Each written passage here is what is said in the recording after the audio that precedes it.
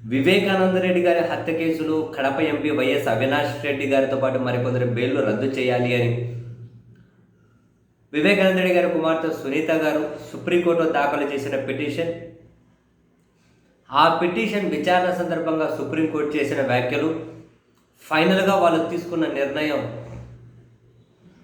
And దాని చుట్టూ Telugu Desam party పత్రికలు, టీవీ ఛానళ్ళు కొన్ని రోజులుగా వరుస పెట్టి వండుతున్నటువంటి ఎప్పటికీ చల్లారనే పరమాణాన్ని చూస్తే అసలు వీళ్ళ టార్గెట్ ఏంటి, వీళ్ళ ఎయిమ్ ఏంటి?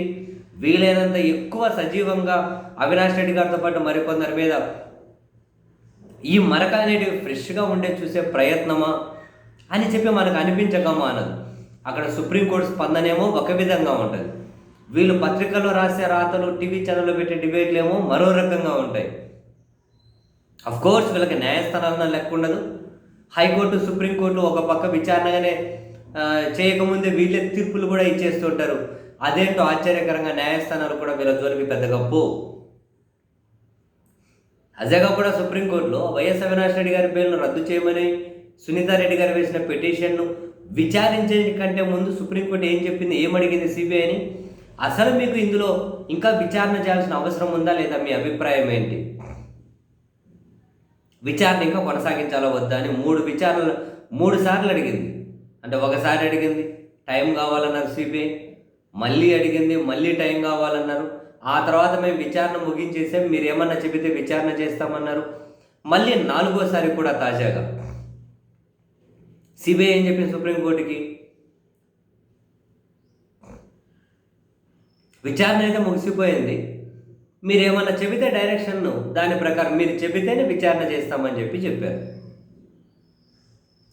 అప్పుడు సుప్రీంకోర్టు ఏం చెప్పింది, ఇంకా అవినాష్ రెడ్డి గారి బెయిల్ రద్దు చేయాలా వద్దనే పిటిషన్ జోలికే వెళ్ళలేదు, దీంట్లో మేము జోక్యం చేసుకోము ఇప్పుడు అని చెప్పి వాళ్ళు చేసిన కీలక వ్యాఖ్యలు ఏంటి, ఛార్జిషీట్ దాఖలు చేసేశారు, ఇప్పటికొచ్చి మమ్మల్ని మానిటర్ చేయమంటారు ఏంటి అని చెప్పి సునీత గారిని వాళ్ళ న్యాయవాది సిద్ధార్థ లూత్రా మీద తీవ్ర ఆగ్రహం వ్యక్తం చేసింది సుప్రీంకోర్టు. ఛార్జ్షీట్లన్నీ అయిపోయి ఇప్పుడు వచ్చి మళ్ళీ మా దగ్గర వాదనలు వినిపిస్తామంటారేంటి, అంటే మేము మానిటరింగ్ చేయాలా ఛార్జ్షీట్ అయిపోయిన దాన్ని, మీ దగ్గర ఏదో మీ వర్షన్ ఏదో ఉంటే, మీ దగ్గర ఏమో వాదనలు ఉంటే ట్రయల్ కోర్టులో ఎందుకు వినిపించలేదు, వెళ్ళి ట్రయల్ కోర్టులో సిబిఐ కోర్టులో ఎందుకు వినిపించలేదు మీరు అని చెప్పి మీరు వరుస పెట్టి ఇక్కడ ఒక పిటిషన్ మీద మరో పిటిషన్ వేసుకుంటూ పోతూ ఉంటే అక్కడ ట్రయల్ ఎప్పుడు అవ్వాలి, ఓ దశాబ్ద కాలం పడుతుంది అని చెప్పి కూడా సునీత గారి మీద ఆగ్రహాన్ని వ్యక్తం చేసింది.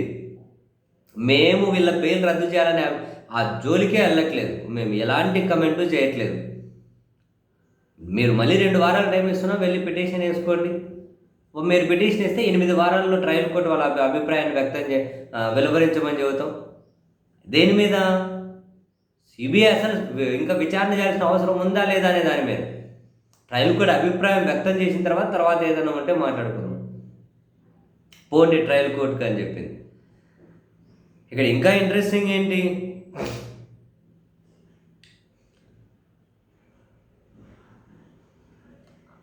సిబిఐ దర్యాప్తు పూర్తి చేసి 13 లక్షల పేజీల డాక్యుమెంట్లు కోర్టు ముందు ఉంచిందంట. దీంట్లో ఛార్జ్షీట్ల రూపంలో ఎన్ని పేజీలు, 13 లక్షల పేజీలు కోర్టు ముందు ఉంచిందట. 13 లక్షల పేజీలు కోర్టు ముందు ఉంచేసి ఛార్జ్షీట్ రూపంలో ఇప్పుడు మళ్ళీ దర్యాప్తు చేయండి అని అడగడం, యూ జస్ట్ ఇమాజిన్.